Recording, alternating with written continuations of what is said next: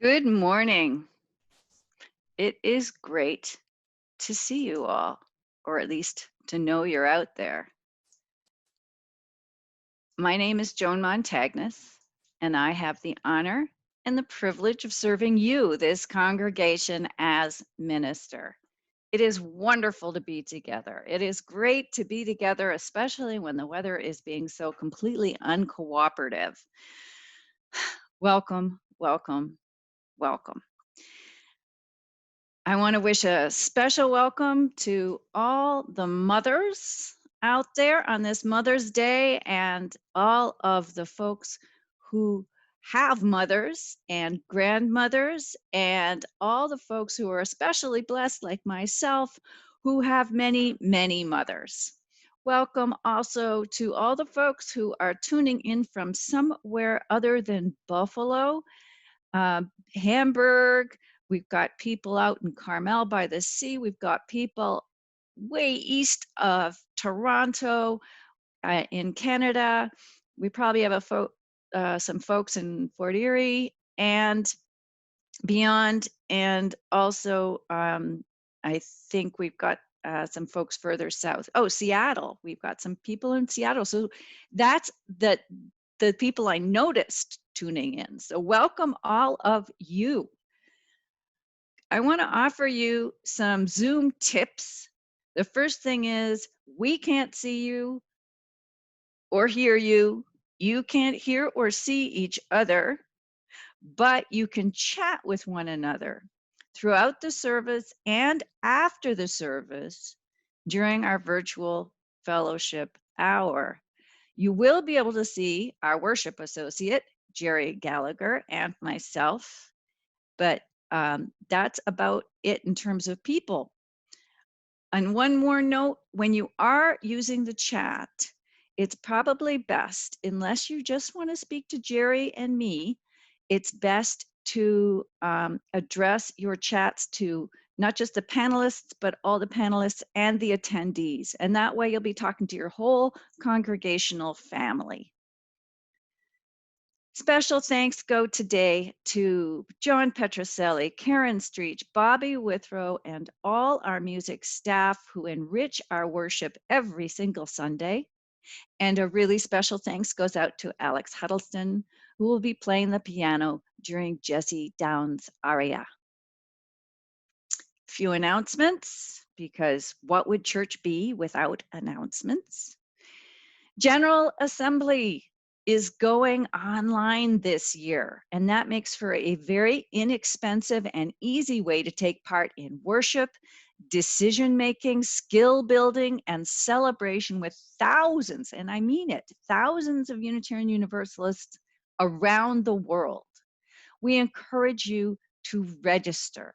It's only $150 this year. It's never going to be this cheap again. It's never going to be this easy again unless we do it online again, which heavens knows we hope we don't have to.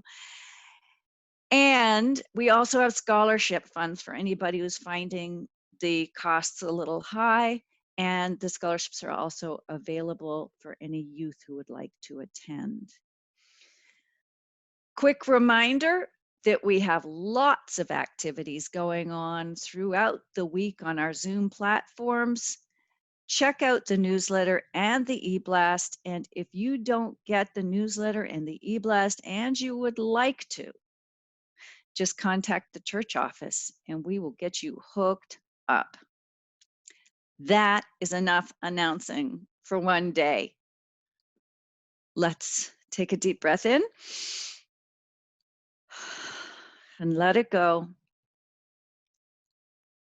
And let's prepare ourselves to worship. Good morning. My name is Jerry Gallagher, and I am a worship associate. Our call to worship is from Coming to Age by Jane R. Pretat. It's as if we were caught in a darkened vestibule, in an old way of being and a new. The doors of the past are closed behind us. The doors to the future are still unopened. Too often, we forget that only by enduring our time in the liminal space between those doors, waiting for an opening, can we eventually move freely across the threshold to the future. Come, let us learn to live in this liminal space together. Come, let us worship. When we enter into worship through that threshold of worship from where we were before into this space together, where we give shape to those things we value, to sing together, to join together as a congregational family, when we mark that time of entrance, we often light a chalice. Well, I don't have a chalice, but I do have a candle.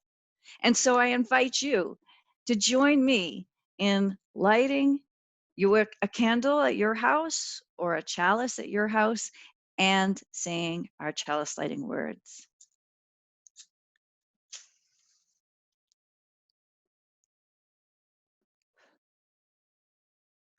We gather in loving community, inspiring one another to transform ourselves to create a more just and compassionate world. Let's join in singing. May nothing evil cross this door.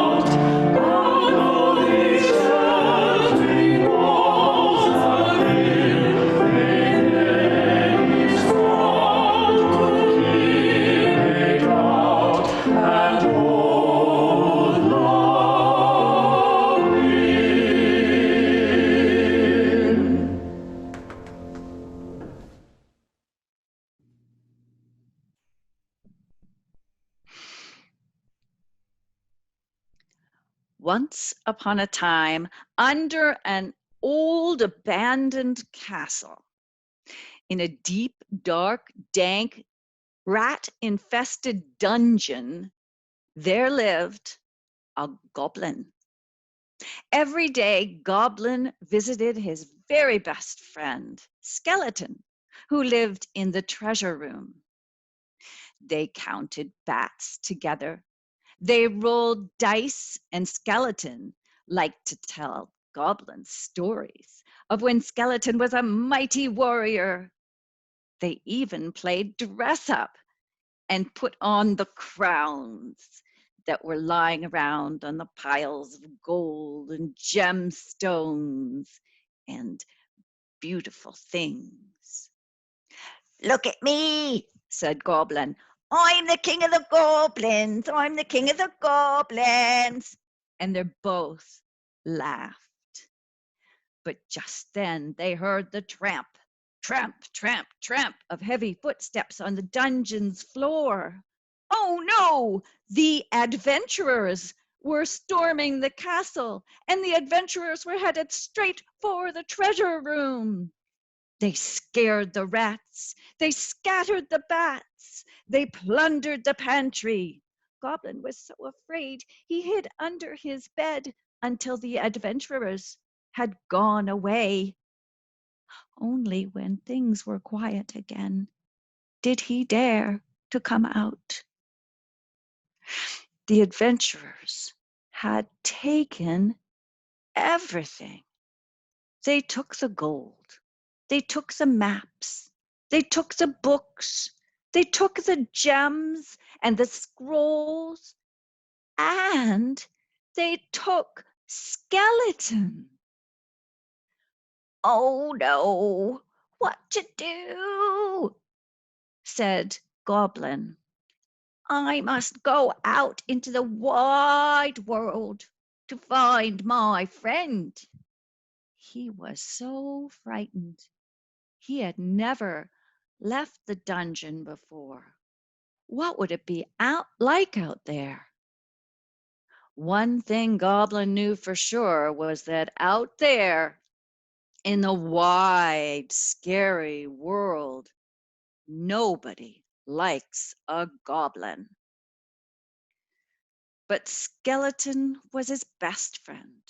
So Goblin grabbed his crown and screwed it on tight to his head, puffed up his bravest chest, and marched out the door of the dungeon and into the unknown. He walked up the road into the hills and away over the mountains.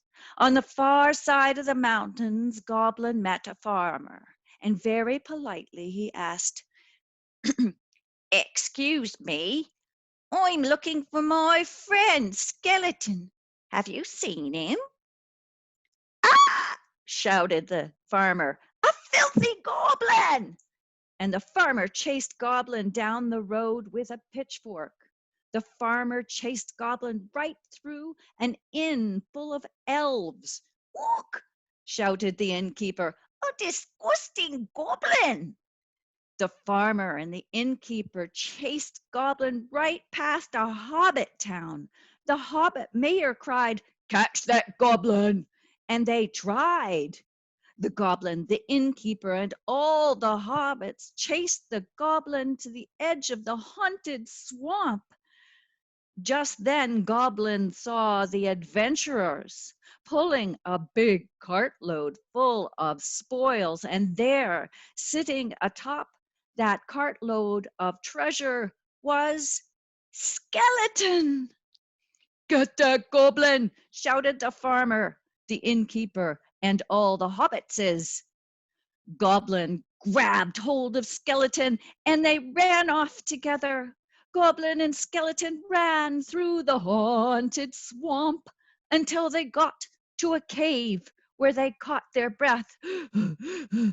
"We'll hide in here," said Goblin. "We'll hide in here." Skeleton sat down. "They're looking for us. They'll find us soon." "I know," Goblin said sadly. "Nobody likes a goblin." "Well, I like a goblin," said Skeleton, and put a bony arm around Goblin's shoulders, and the two friends sat quietly together and awaited their doom. But then, out from the back of the cave came a voice. "Excuse me." And Goblin and Skeleton turned and saw hundreds and hundreds of eyes peering out of the cave's inky darkness. "Excuse me, do you know who else likes a goblin?" "More goblins!" And out of the back of the cave tumbled all sorts of goblins. Big ones, small ones, hairy ones, bald ones, goblins with horns, wings, tails, and snouts. pink goblins, spotted goblins, striped goblins, and scaly goblins. "We saw your crown. Are you the Goblin King?" Goblin thought for a moment and then said, "Why, yes. Yes, I am. I am the Goblin King." And all the goblins shouted, "We must defend the Goblin King." And they did. The goblins charged out of the cave. The farmer, the innkeeper, and all the hobbitses ran for the hills. And the adventurers? Well, the adventurers were never heard from again. And so, Goblin, Skeleton, and their new friends grabbed the cartload of treasure, traveled through the haunted swamp, up the road, over the mountain, down the hill, and home again to the deep, dark, dank, rat-infested dungeon where they all lived happily ever after.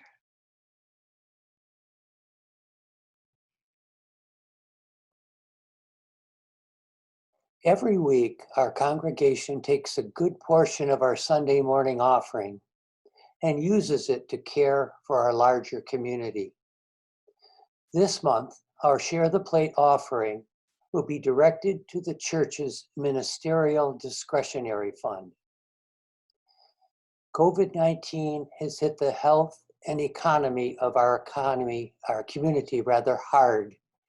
The pandemic has hit traditionally marginalized people the hardest.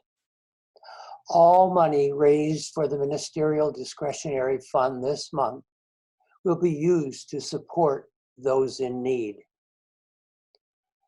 You can use PayPal by going to our website, www.buffalouu.org, and clicking on the blue Donate button. Or you can send a check by mail to the Unitarian Universalist Church of Buffalo, 695 Elmwood Avenue, Buffalo, New York, 14222. If yours is a gift to the Share the Plate ministry, please write "share" on the memo line, and it will be shared between the Ministerial Discretionary Fund and the church operating budget. If yours is a gift towards your pledge, please write "pledge" on the memo line. Either way, please write UUCB and we will do the bookkeeping. Let's be generous as we cross the threshold of economic justice together.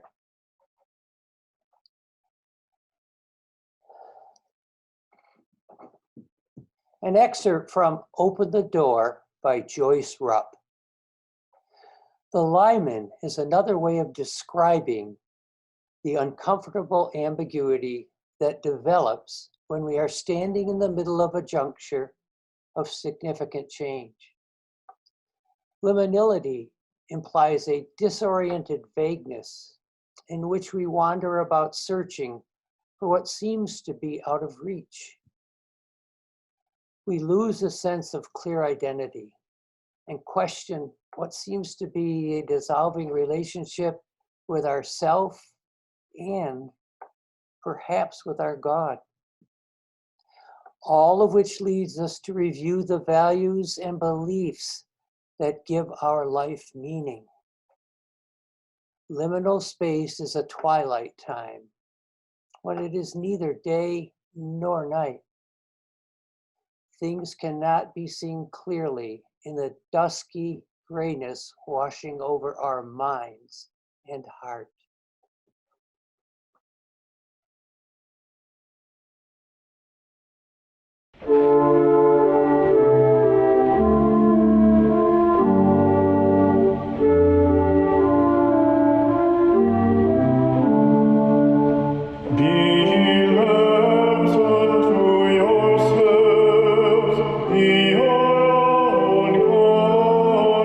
Confidence, unto the throne.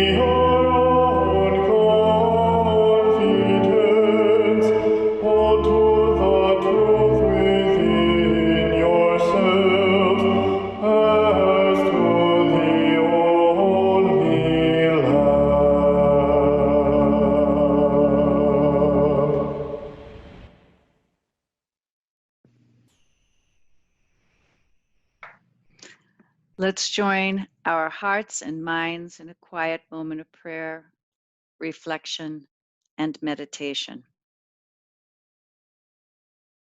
Dear ones, know that when you find yourself in the threshold, the in between space,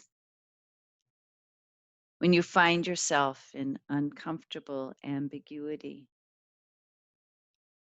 plagued by doubt, fear, and uncertainty, wondering, will it ever end? How will it end? What will the future be? Know, even in this time of insecurity, that love is with you. Love holds you in your murky disturbance. Love holds you in a safe embrace, even now, especially now.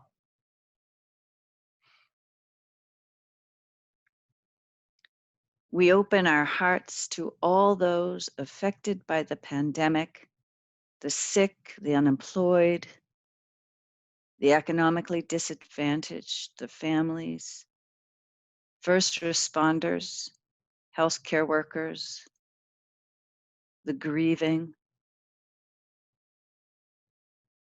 And today we open our hearts especially to Lorraine Bain and her family. Lorraine's husband, Kirk, passed away this week after a long battle with cancer. We feel especially for all of Kirk's loved ones who cannot grieve together, embrace, or hold a memorial service until the pandemic is under control. And now let us open our hearts to the names of all our loved ones, suffering in sorrow and celebrating in joy, each name a breath, each breath a prayer.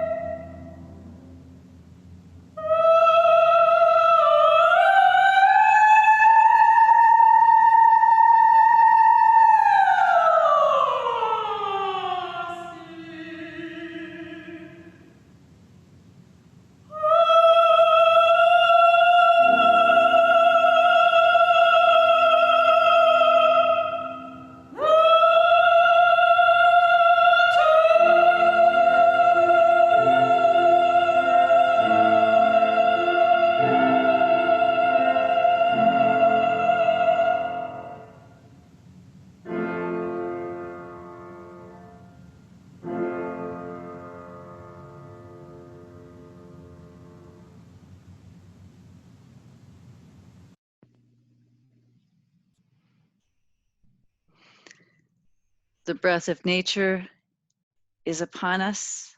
The spirit of life is within us. The community of love is among us. So be it. Blessed be. And let the church say, Amen.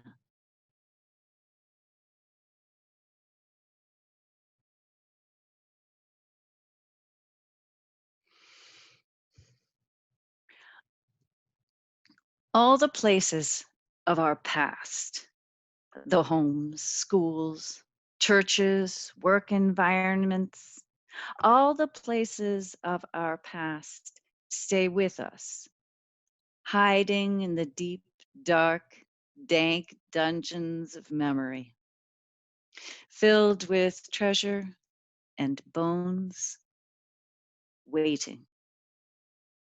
Maybe they visit you in dream or when a leaf falls just so, or smell of bakery soothes nose and throat, or forgotten strain of music or clatter of can on road brings you back in space and time to a haunting place that holds you and you hold dear or feared.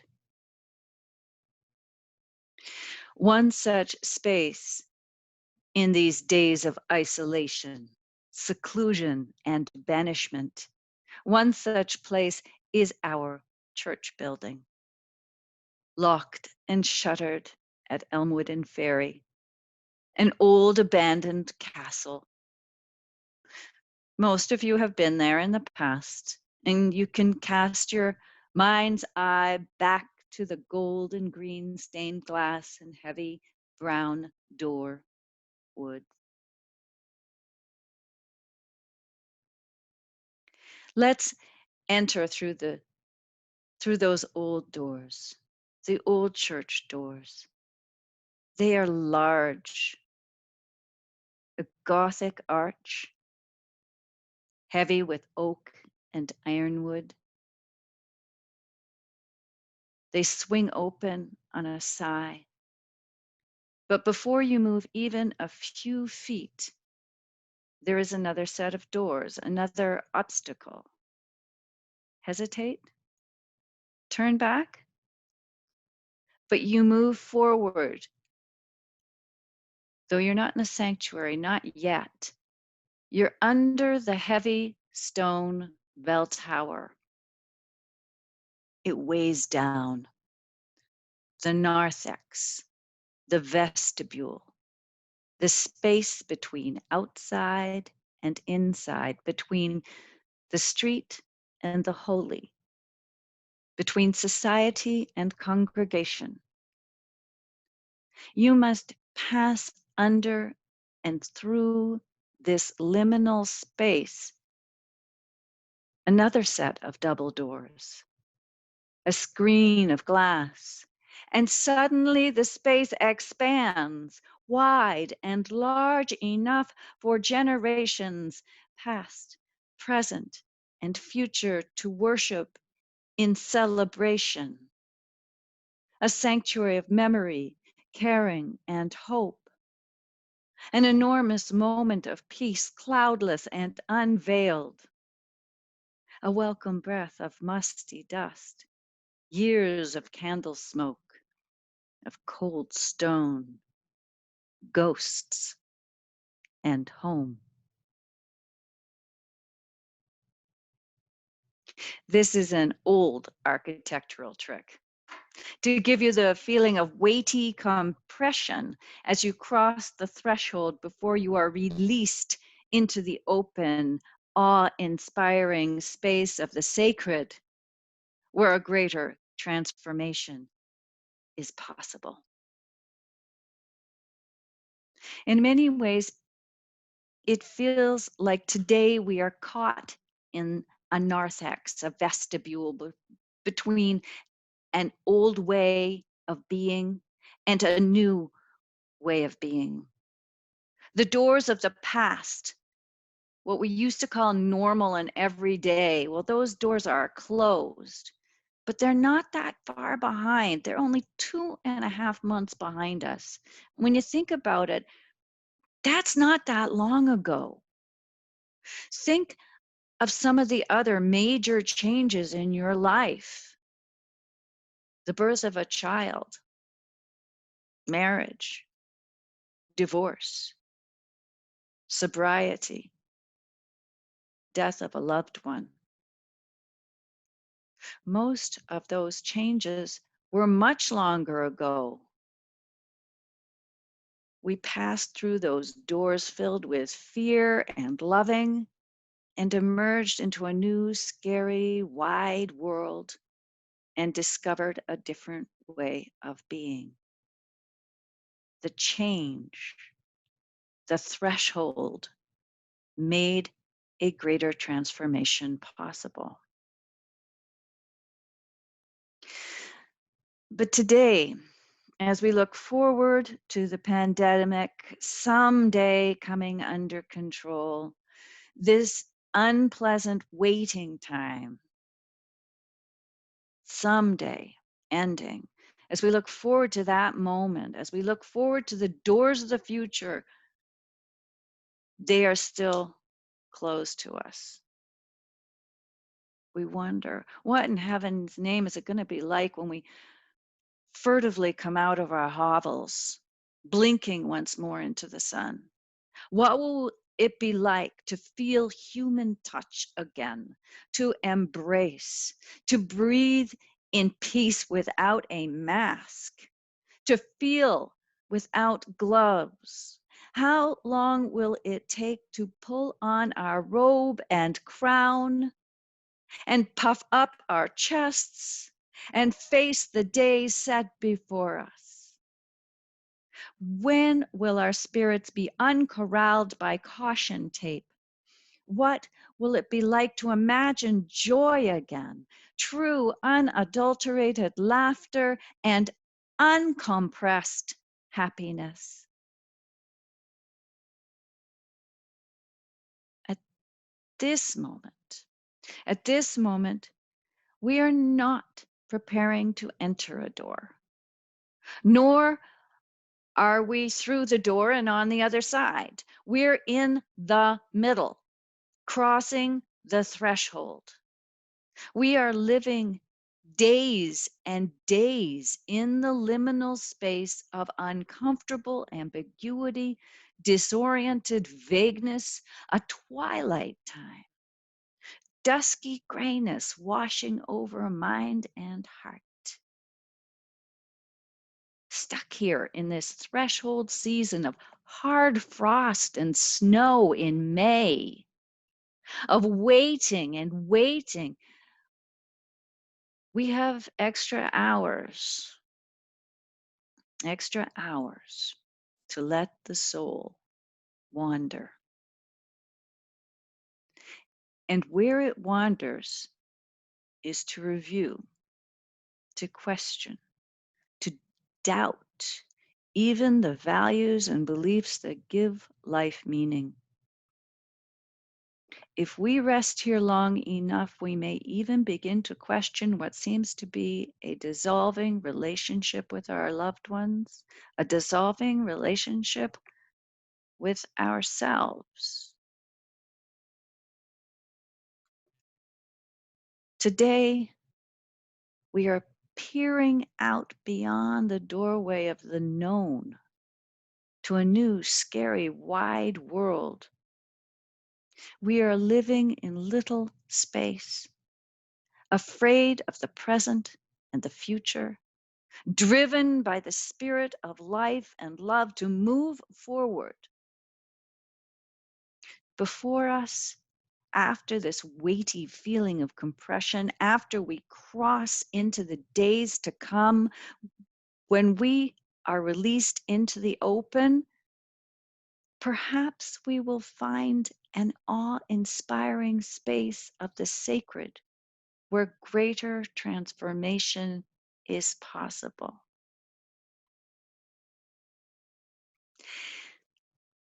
And what of this? Could it be? Could it be that it is exactly now It is exactly now, while we rest here in this ambiguous liminal time, while we question our core values and reevaluate our relationships with self and others, reconnecting, dissolving, cherishing. Could it be that this is the time when we re-examine our lives? Could it be that it is now? Now is the time the seeds of the future are sown. Those seeds of greater transformation may be sown not out there, but in the vestibule time. Now, while we rest in the threshold, our future begins not on the other side of the door, but now in the liminal time, as we are uncomfortably crossing the threshold, re examining our lives, and living now.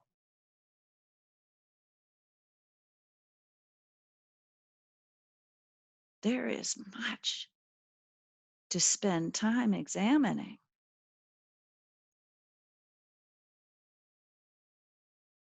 Think about what we're being fed. The news is full of it. I don't need to give you a list. This is the time to let those seeds be sown.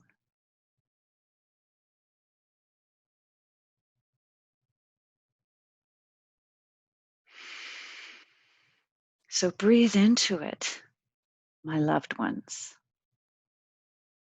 Temper the zeal that urges you to rush through the door. Rest here in the liminal space, lest you miss the threshold's promise. The road is before us. We'll set forth in time. Prepare yourself and know that you wear the crown. Heroes in the quest, each of you, all of us, filled with strength and beauty. The journey may be filled with perils, but know you are loved. And above all else, you are not alone. You are never alone.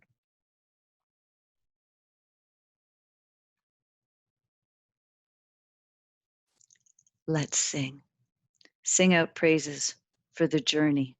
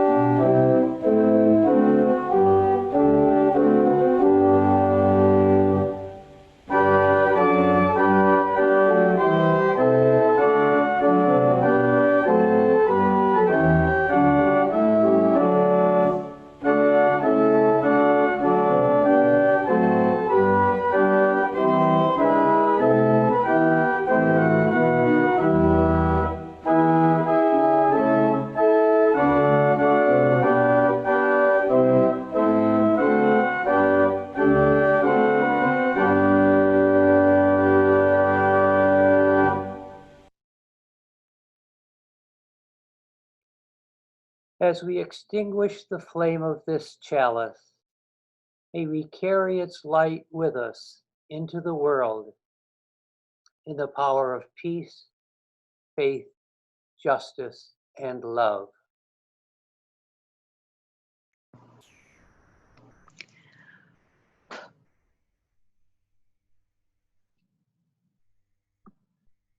When harsh realities press us to hide, may we conjure that fierce love to bring our hopeful vision into being, discovering the humanity, bravery, goodness that still calls us forth.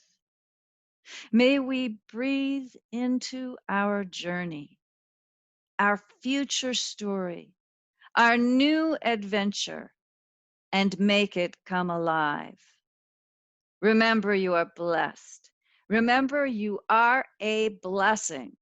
And above all else, remember, you are not alone. You are never alone. So be it. Blessed be. And let the church say, Amen.